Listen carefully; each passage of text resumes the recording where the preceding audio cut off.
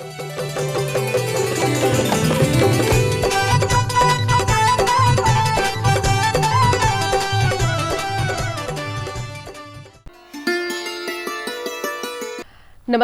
खबरें खेती में आपका स्वागत है। मैं हूं रूपम। एक नजर क्या है खास आज कृषि समाचार में।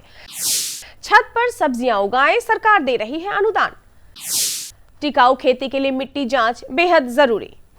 फूलों की खेती एक बेहतर व्यवसाय।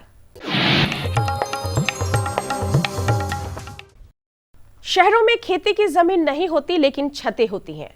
बिहार सरकार के छत पर बागवानी योजना के तहत इच्छुक नागरिकों को विभाग की तरफ से बीज, गमला आदि पर अनुदान सहित और भी अन्य कई लाभ दिए जा रहे हैं। मसलन अगर आप छत पर फल, फूल, सब्जियां लगाना चाहते हैं तो एजेंसी आपके घर जाकर छत पर बागवानी करने के तरीकों को बताएगी। इस योजना का उद्देश्य हरियाली से दूर हो गए शहरों को हरियाली के करीब लाना है। स्वयं भी उगाई सब्जियों में के सेवन से आप काफी स्वस्थ रहेंगे और आपका स्वास्थ्य भी हिफाजत रहेगा। मेरे पास भी छत है, मैं उनसे अनुरोध करूंगा कि आप इसका लाभ उठाएं। इसमें एजेंसी आपके घर पर जा करके पूरी गार्डनिंग करने में आपको मदद करेगी, सिखाएगी, समझाएगी। बीज, गमला सभी चीज़ों पर सब्सिडी दी जा रही है ताकि आप लोग अपने गार्डन को घर में गार्डन बना सकें। क्योंकि सभी लोग की इच्छा होती है कि हम घर की सब्जी खाएँ, घर का फूल लगाएं, तो वो सपना पूरा हो सकता है छत पर बागवानी अभियान के तहत। पशुपालक किसान भाइयों, अभी के मौसम में दिन और रात के तापमान में अंतर देखने को मिल रहा है। यह अंतर पशु, खासकर दुधारू पशुओं के स्वास्थ्य को काफी प्रभावित कर सकता है, जिससे उनके दूध देने की क्षमता कम हो सकती है। कुछ आसान एहतियात उपायों से आप इस मौसम में दुधारू पशुओं का प्रबंधन काफी अच्छे से कर सकते हैं। किसान भाइयों, आज खेती को मुनाफे की खेती और टिकाऊ खेती बनाने के लिए वैज्ञानिक तकनीक का इस्तेमाल खेती के हर व्यवहार में करने की जरूरत है। रासायनिक उर्वरकों के प्रयोग से मिट्टी और पर्यावरण को लगातार नुकसान पहुंच रहा है। ऐसे में आज किसान भाइयों को फसल बोने से पहले मिट्टी की जांच अवश्य करा लेनी चाहिए और रासायनिक उर्वरकों की जगह यथासंभव जैविक खाद से ही खेती करनी चाहिए। मिट्टी के स्वास्थ्य को सुरक्षित रखे बिना टिकाऊ खेती संभव नहीं है। मिट्टी के स्वास्थ्य का पता मिट्टी की जांच से ही चल पाता है। इसलिए किसान भाई अपने नज़दीकी जांच केंद्र में मिट्टी के नमूने लेकर जाएं और मिट्टी की जांच करवाएं। जांच के बाद आपको सॉइल हेल्थ कार्ड मिलता है, जिसमें मिट्टी में पोषक तत्वों की मौजूदगी और मात्रा का पता चल जाता है। साथ ही कार्ड में उर्वरकों की अनुशंसा भी कर दी जाती है। इसलिए किसान अवश्य इसका फ़ायदा उठाएं। साथ ही किसान भाई धीरे धीरे रासायनिक खादों की जगह वर्मी कंपोस्ट, गोबर खाद जैसे जैविक खादों का इस्तेमाल करें। इन तकनीकों से किसान भाई स्वयं ही मिट्टी की उर्वरता बढ़ा सकते हैं।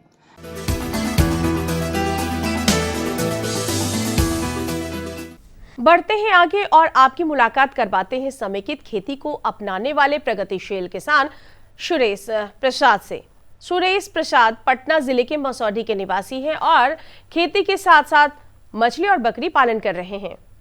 यही हैं सुरेश प्रसाद और इनकी खेती है समेकित खेती। खेतों में फसलें, तालाब में मछलियाँ और पेड़ों की छांव में धूप के छींटों से नहाती बकरियाँ। दूध और मांस का स्रोत बकरियों को पालना बेहद आसान होता है। बस हरी हरी घास और साफ सुथरी जगह पर इनका आवास हो तो काफ़ी है। समेकित खेती से किसानों की आय कभी बाधित नहीं होती। फसल के घाटे को नाजुक मछलियाँ और मासूम बकरियाँ पूरा कर देती हैं। सुरेश बकरी पालन को किसानों का छोटा ATM मानते हैं। 20 को बकरी रखते हैं तो कम से कम साल में सर खर्चा पर्चा काट कूट के 2 लाख रुपए इनकम हो जाता है। किसान को कहेंगे कि खेती के साथ साथ बकरी पालन भी कीजिए। किसान के लिए छोटा ATM है, जब मन हुआ तो भंजा दीजिए। फूलों की खेती अब एक व्यवसाय का रूप ले चुकी है क्योंकि इसमें मुनाफा काफी अच्छा है। फूल की बाजार मांग समय के साथ साथ काफी बढ़ रही है, इसलिए किसान पारंपरिक खेती के साथ फूलों की खेती अवश्य करें तो उन्हें अतिरिक्त आय का एक बेहतरीन जरिया मिल सकता है। फूल हर घर में खरीदे जाते हैं धार्मिक और सामाजिक कार्यों के लिए। शादी विवाह के मौक़ों पर फूलों की मांग काफ़ी बढ़ जाती है। ऐसे में फूलों की खेती से किसानों की आमदनी में वृद्धि हो सकती है। किसान खुले वातावरण में और पॉली हाउस में भी फूलों की संरक्षित खेती कर सकते हैं। प्रदेश का उद्यान निदेशालय फूलों के बाजार की संभावनाओं को देखते हुए किसानों को फूलों की खेती के लिए जागरूक और प्रोत्साहित करता रहता है। आज बहुत सारे किसान गुलाब, गेंदा, रजनीगंधा फूलों की खेती एक व्यवसाय के रूप में कर अच्छी आय ले रहे हैं। और अब एक नजर मंडी के ताजा भाव पर। राजधानी पटना सहित प्रदेश की विभिन्न मंडियों में आज चावल गेहूं के भाव उतार चढ़ाव के बाद कुछ इस प्रकार स्थिर हुए। गेहूं लोकल 3200 रुपये प्रति क्विंटल, सुपर चावल 5200 रुपये प्रति क्विंटल, अरवा चावल 5000 रुपये प्रति क्विंटल, बासमती 10,000 रुपये प्रति क्विंटल। और चलते चलते किसान भाइयों, आप देखिए मौसम का पूर्वानुमान। आसमान में आंशिक बादल छाए रहेंगे, लेकिन ज़्यादातर समय धूप मिलेगी। मौसम शुष्क रहेगा। मौसम विज्ञान केंद्र से प्राप्त जानकारी के अनुसार राजधानी पटना सहित प्रदेश का अधिकतम तापमान 35 डिग्री सेल्सियस और न्यूनतम तापमान 17 डिग्री सेल्सियस के आसपास रहेगा। 20 किलोमीटर प्रति घंटे की रफ्तार से हवाएं भी चलेंगी। तापमान बढ़ने की संभावना को देखते हुए किसानों को सलाह है कि भिंडी की अगेती बुआई हेतु परवनी क्रांति, अर्का अनामिका आदि किस्मों की बुआई करें। बुआई से पूर्व खेतों में पर्याप्त नमी का ध्यान अवश्य रखें। नमस्कार किसान भाइयों, आप देख रहे हैं कार्यक्रम कृषि दर्शन और मैं हूं आपके साथ पूनम। किसान भाइयों, अभी आपने देखा खबरें खेती की में मंडी भाव, सफलता, उन्नत प्रभेद और मौसम संबंधी समाचार। कार्यक्रम आगे भी जारी रहेगा, यूं ही जानकारियों का सिलसिला। लेकिन अभी वक्त है एक शॉर्ट ब्रेक का, तो आप बने रहे हमारे साथ। प्रधानमंत्री किसान सम्मान निधि, उसका लाभ उन किसानों को मिलेगा जिनके पास 5 एकड़ से कम भूमि है। आजादी के बाद देश के इतिहास में किसानों के लिए बनी ये सबसे बड़ी योजना है। प्रधानमंत्री किसान सम्मान निधि। इस योजना के तहत 2 हेक्टेयर तक की जोत वाले किसान परिवार को 6,000 रुपए का सालाना भुगतान होगा, जो पात्र किसानों को 2-2 हजार की 3 किश्तों में सीधा उनके खातों में जमा होगा। इन पात्र परिवारों का चयन राज्य सरकार कर रही है। इस योजना का पूरा खर्च भारत सरकार वहन कर रही है। सम्मान, जिस पर हमेशा अन्नदाता का हक था, उसे अब वो सीने पर लगाकर घूम भी सकेगा। प्रधानमंत्री किसान सम्मान निधि, किसान की किसानी का नया अभिमान। ब्रेक के बाद आप तमाम दर्शकों का पुनः स्वागत है कार्यक्रम कृषि दर्शन में। किसान भाइयों, कीट व्याधि हमारे तिलहनी और दलहनी फसलों को कभी कभी पूरी तरह बर्बाद कर देते हैं या काफ़ी नुकसान पहुंचाते हैं। तो क्या उपाय हैं कीट व्याधि प्रबंधन के, और किस तरह अपने फसलों को बचाया जा सके? अगर पूर्व में तैयारी कर ली जाए समेकित कीट व्याधि प्रबंधन के, तो हमारे फसलों को काफ़ी नुकसान होने से बचाया जा सकता है। सही जानकारी के लिए हम आपको सीधे लिए चलते हैं हमारे विशेषज्ञ श्री देवनाथ प्रसाद जी के पास। किसान भाइयों नमस्कार, आप देख रहे हैं कृषि दर्शन और मैं हूं शांति भूषण। किसान भाइयों, आप जैसा कि जानते हैं, हम अपने कार्यक्रम के माध्यम से नित नई जानकारियां और नए जो किसानों के प्रयोग हैं वो आप तक पहुंचाते हैं, ताकि आपको आपके फसल में अच्छी लाभ मिल सके, आप उससे अच्छी कमाई कर सकें। इन्हीं विषय के साथ जोड़ते हुए आज हम बिहार के रबी फसल पर चर्चा करते हैं। चूँकि रबी फसल हमारे यहाँ बिहार में रबी फसल में काफ़ी खेती होती है और ख़ास करके जो मुख्य फसल है उसमें गेहूँ और दलहनी तेलहनी फसल प्रमुख रूप से है। कई ऐसे क्षेत्र हैं जिन्हें दाल का कटोरा कहा जाता है। टाल क्षेत्र जो हमारे हैं उनको दाल का कटोरा कहा जाता है। तो आइए जानते हैं कि आज आपकी समस्या जो दलहनी और तेलहनी फसलों में होती है या हो चुकी है, उससे कैसे निपटा जा सके।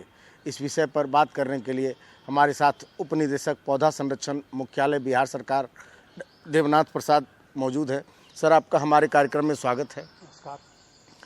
सर, दलहनी तेलहनी फसल पर हम जब चर्चा करते हैं तो जैसा कि हमने कहा कि हमारे यहाँ दाल का कटोरा और अच्छे किसान हैं जो दलहनी फसलों पर, तो कौन कौन से कारक हैं जो दलहनी और तेलहनी फसलों को रोग और कीट से प्रभावित करते हैं, मैंने उस स्टेज क्या क्या है? किसान भाई, बहुत ही महत्वपूर्ण प्रश्न है और बहुत ही सामयिक प्रश्न है। अभी वर्तमान में हम देख रहे हैं कि जो हमारे दलहनी की फसलें हैं, खास के चना, मटर, मसूर आदि प्रमुख दलहनी फसलें हैं, जो कि खास के टाल क्षेत्रों में काफ़ी अधिक लगते हैं और यह एक फसली प्रणाली के तहत ही लगते हैं। यहाँ पर देखा गया है सर्वेक्षण के दौरान कि कुछ जो चना मसूर हैं उनमें जो मैच्योरिटी की अवस्था में है, परिपक्व होने की अवस्था आने से पूर्व, उनमें फली छेदक कीड़े का प्रकोप देखा जा रहा है।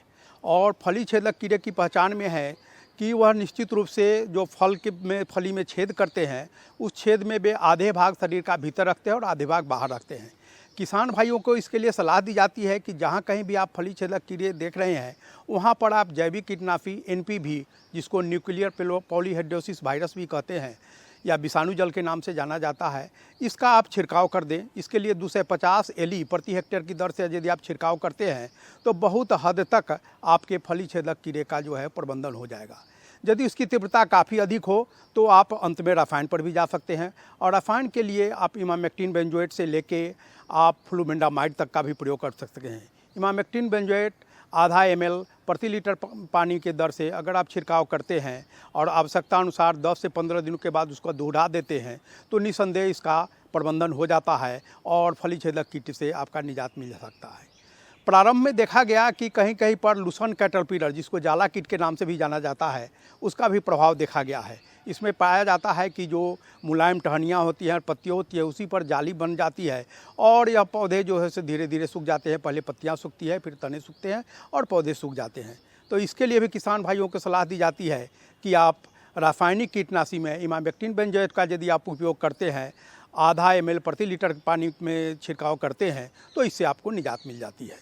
जहाँ तक आप देख रहे हैं कि व्याधि का प्रश्न है, तो व्याधि में जो उखड़ा रोग था वह बहुत प्रारंभ में ही लगा और उखड़ा रोग बहुत हद तक उसका जो है सो अब समय समाप्त हो चुका है। लेकिन किसान भाई जहाँ कहीं भी देख रहे हैं कि मसूर आदि में उखड़ा रोग लगे हुए हैं, तो वहाँ पर भी आप रासायनिक में कॉपर ऑक्सीक्लोराइड का उपयोग करते हुए 3 ग्राम प्रति लीटर की दर से अगर पानी में छिड़काव करते हैं तो बहुत हद तक निजात हो जाएगा। किंतु यदि आप ट्राइकोडर्मा वीडी से बीज उपचार कर लिए हैं और ट्राइकोडर्मा वीडी का ही जहाँ जहाँ जिस टुकड़े में आपको इसके लक्षण दिखाई पड़ रहे हैं, जहाँ पर सूखे हुए पौधे दिखाई पड़ रहे हैं, वहाँ पर आप इसका इस्तेमाल कर सकते हैं। इससे आप 5 से 6 ग्राम प्रति लीटर पानी में ट्राइकोडर्मा वीडी घोल के यदि आप स्प्रे कर देते हैं तो बहुत हद तक इसका निदान हो जाता है। कि मटर के फसल में उजले उजले रंग का बहुत खतरनाक टाइप का कीड़ा लग जाता है, कीड़ा लग जाता है, उससे कहीं कहीं कभी कभी और दूसरे फसलों को भी प्रभावित करता है। उसके लिए क्या करना है? बहुत ही महत्वपूर्ण बात है। हम मटर में और इवन अब तो चना में भी इस बीमारी को हम लोग कहते हैं कि पाउडरी मिल्डू, हिंदी में इसको कहते हैं चूर्णी लाफ्ता या मृद रोमिल रोग कहते हैं। यह पत्ते पर पाउडर के आकार के जो चूर्ण हो जाते हैं और यह चूसक, यह होता क्या है कि इससे पत्ती सूख जाती है और उपज काफ़ी प्रभावित होती है। तो यहाँ पर किसान भाइयों को सलाह दी जाती है कि जहाँ कहीं पर भी आप पाउडरी मिल्डू के लक्षण दिखाई पड़ रहे हैं, वहाँ पर आप निस्संदेह सल्फर 3 ग्राम प्रति लीटर की दर से अगर उसका छिड़काव कर देते हैं तो इसका पूर्णतः निदान हो जाता है। यदि आप सल्फर के अतिरिक्त अन्य जो है सो फंजीसाइड, इसमें हेक्साकोनाजोल है, उसका भी आप इस्तेमाल कर सकते हैं। किंतु सल्फर अत्यधिक इकोनॉमिक होता है और कम दाम में कम समय में उसका सही ढंग से सल्फर के द्वारा प्रबंधन हो जाता है। अतः सल्फर जो 80% WP के नाम से आता है, उसका आप 3 ग्राम या 2.5 ग्राम प्रति लीटर पानी में घोल के स्प्रे कर दे तो पाउडरी मिल्डू का आपका निस्संदेह निदान हो जाएगा और इस बीमारी से आप निजात पा लेंगे और इससे जो क्षति हो रही है वह क्षति बहुत हद तक कम हो जाएगी। सर, अब तेलहनी पर चर्चा करते हैं। चूँकि तेलहनी भी हमारी मुख्य फसल है और सालों भर की दाल के बाद दाल तेल दाल का सम्मिश्रण होना है, तो तेलहनी फसल में कौन कौन से कीट हैं? खास करके लाही तो इसके लिए सर्वविदित कीट है, चूँकि वह सबसे अधिक प्रभावित होता है, और इसमें क्या क्या बीमारियां हैं या कीड़े हैं जो प्रभावित कर सकते हैं? बहुत ही महत्वपूर्ण प्रश्न है और वर्तमान समय में जो तापमान के हिसाब से भी देखा जा रहा है कि सरसों की जो फली है और या तने हैं वह लाही कीट से प्रभावित देखी गई है। तो किसान भाइयों की सलाह दी जाती है कि जैसा कि हम जानते हैं लाही कीट काफ़ी झुंड में रहते हैं, ये चूसक होते हैं और यह केवल फसल को ही क्षति नहीं करते हैं, यह अन्य बीमारी के लिए भी वाहक का काम करते हैं। खास के वायरस जनित जो विषाणु जनित बीमारी है उसके लिए वाहक का काम करते हैं। अतः लाही कीट का प्रबंधन अत्यधिक जरूरी है और लाही कीट के प्रबंधन के लिए किसान भाइयों को सलाह दी जाती है कि वे किसी भी कीटनाशी खास के इमिडाक्लोपीड 17.8 SL उसको आधा ml प्रति लीटर पानी में घोल के यदि उसका आप छिड़काव कर देते हैं तो लाही कीट का प्रबंधन काफ़ी आसानी से हो जाता है। इसके लिए आप लाही कीट के लिए पीले डब्बे का या पीला स्टिकी जो ट्रैप आता है उसका भी आप उपयोग कर लेते हैं, तभी उसका प्रबंधन हो जाता है। जहाँ तक बीमारी का प्रश्न है उसमें सरसों आदि में यह देखा जाता है कि एल्बिडो कैंडिडा, जिसको कि हम लोग उसके एल्बिडो कैंडिडा के नाम से जानते हैं और यही अल्टरनेरिया ब्लाइट के नाम से भी जाना जाता है। इसके प्रबंधन के लिए किसान भाइयों को सलाह दी जाती है कि जो इसमें छल्ले पड़ते हैं पत्ती में, पत्ती सूख जाती है, पत्ती में धब्बे पड़ जाते हैं और छल्ले पड़ जाते हैं, उसके निजात के लिए भी मैंकोजेब 2 से 2.5 ग्राम प्रति लीटर पानी में घोल के यदि आप स्प्रे कर देते हैं तो निस्संदेह इससे आप निजात पा सकते हैं और सरसों के उत्पादन में कोई विशेष हानि नहीं होगी। किसान भाइयों को यहाँ पर एक विशेष सलाह दी जाती है कि जहाँ कहीं भी आप सरसों या राई तोरी या कोई भी तिलहनी फसलों की बुआई किए हैं तो उसमें तेल की गुणवत्ता एवं उत्पादन के दृष्टिकोण से सल्फर का उपयोग काफ़ी कारगर साबित होता है। अतः किसान भाई तिलहनी फसलों में खास के राई तोरी सरसों में तो सल्फर का उपयोग निस्संदेह करें, इससे तेल की गुणवत्ता अच्छी होगी और उपज भी अच्छे प्राप्त होंगे। सर एक सवाल और, चूँकि आप पौधा संरक्षण से हैं, पौधा के संरक्षक हैं, तो इसमें कई सारी दवाओं के बारे में आपने चर्चा की है। महत्वपूर्ण सवाल, एक विचार मेरे मन में आया कि आपने जैविक की भी चर्चा की, रासायनिक की भी चर्चा की, तो जैविक और रासायनिक में बेहतर विकल्प किसानों के लिए, चूँकि जैविक तो बेहतर होता ही है लेकिन इकोनॉमिक दृष्टिकोण से जैविक और रासायनिक में बेहतर विकल्प कौन सा हो सकता है, किसका प्रयोग करना चाहिए ज़्यादातर किसानों को अमूमन आमतौर पर, ये इसमें एक सलाह चाहिए सर।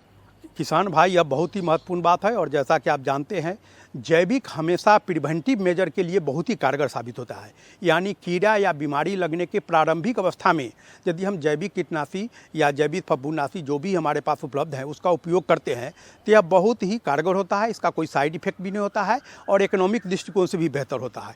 किंतु कीड़ा एवं बीमारी की तीव्रता अत्यधिक हो जाए और उसके नियंत्रण बहुत जल्दी करना आवश्यक हो तो उस समय जैविक के बदले रासायनिक करने की अनुशंसा की जाती है ताकि जल्दी से जल्दी वह उसका क्योर हो जाए और जल्दी से जल्दी उसका निदान हो जाए, अन्यथा फसल को काफ़ी क्षति होती है। अतः किसान भाई प्रारंभिक अवस्था में बीजोपचार से लेके और प्रारंभिक अवस्था में लगने वाले कीट व्याधि हैं तो उसका बहुत हद तक जैविक का प्रयोग करके करें। किंतु खड़ी फसल में यदि कीट या बीमारी की तीव्रता अत्यधिक हो गई है तो निस्संदेह आप रासायनिक का उपयोग करें, क्योंकि उससे जो क्षति होगी और जैविक से जो करेंगे उसमें दोनों के क्षति में जो क्षति को कम करने के लिए उस समय रासायनिक बेहतर विकल्प होगा। सर बहुत बहुत धन्यवाद आपका हमारे कार्यक्रम में, और किसान भाइयों फिर मिलते हैं एक नए विषय के साथ, तब तक के लिए दीजिए हमें इजाज़त, नमस्कार।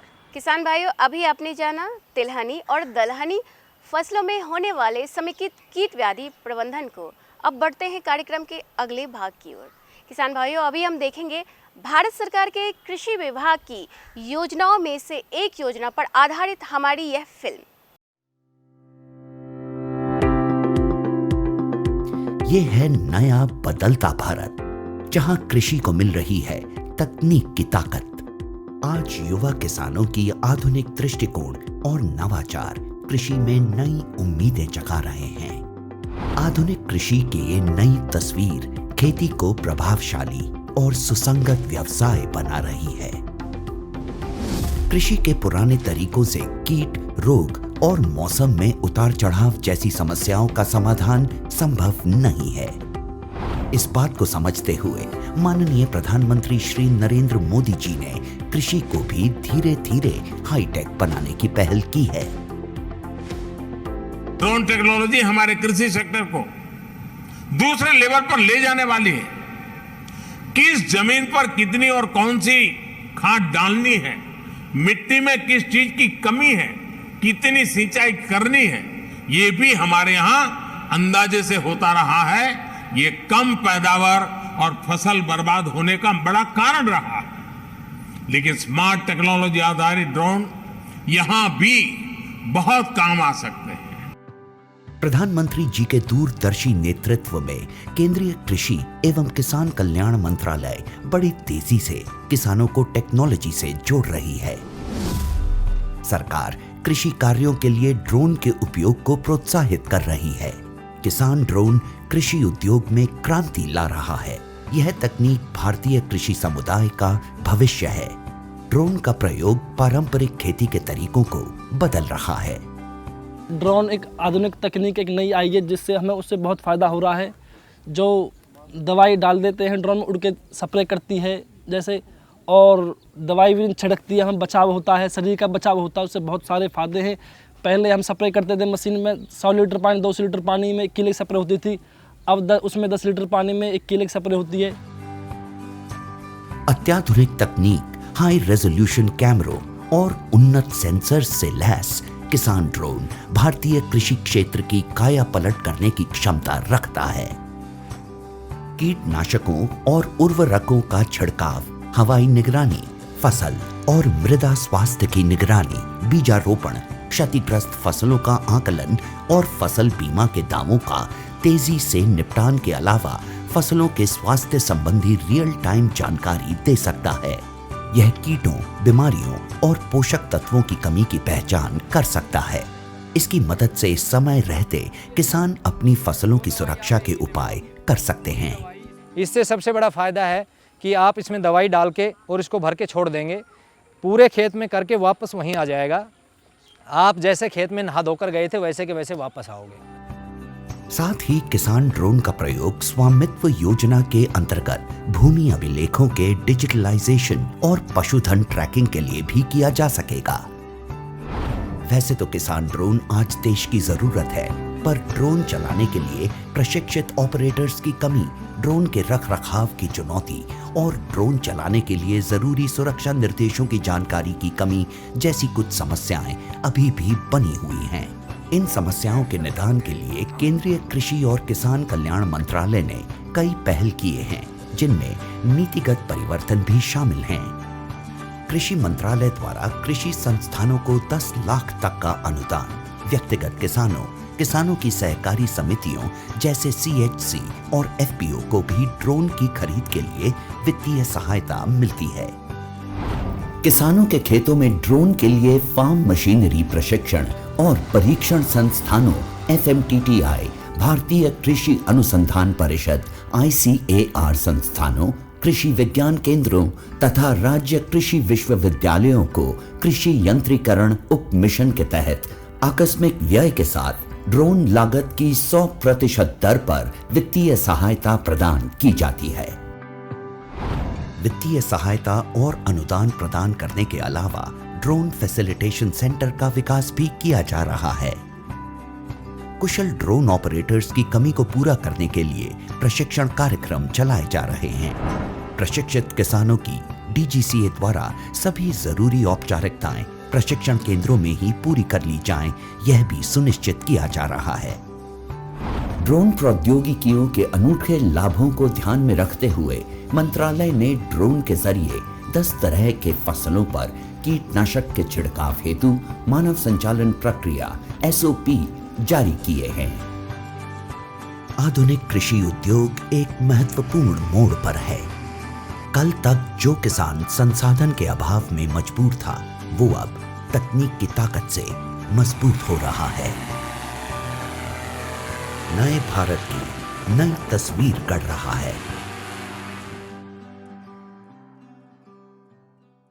किसान भाइयों, उम्मीद करती हूँ आज की यह जानकारी आपके लिए बेहद खास रही होगी, क्योंकि कीट व्याधि से लेकर सरकार की नई योजनाओं की जानकारी आपको हमारा यह कार्यक्रम कृषि दर्शन देता रहता है और आगे भी यूं ही जानकारियों का सिलसिला जारी रहेगा। लेकिन हम लेंगे यहाँ आपसे विदा। अगले अंक में हम फिर मिलेंगे ऐसे ही कुछ खास जानकारियों के साथ।